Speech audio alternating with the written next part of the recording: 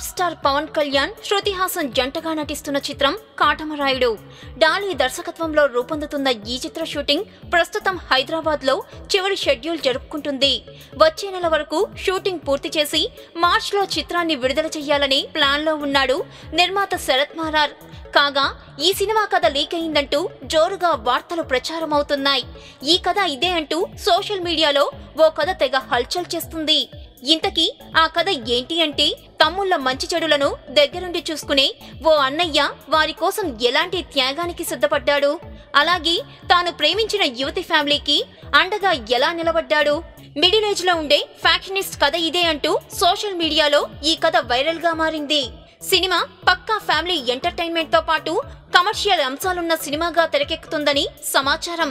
రాయలసీమ నేపథ్యంలో రూపొందిన ఈ సినిమా తమిళ వీరం సినిమాకు రీమేక్ అనే అంటున్నారు. మరి మీడియాలో ప్రచారమైనట్లు అదే కథనా లేక వేరేనా అనేది తెలియాల్సి ఉంది. అనూప్ రూబిన్స్ ఈ చిత్రానికి సంగీతం అందిస్తున్నాడు.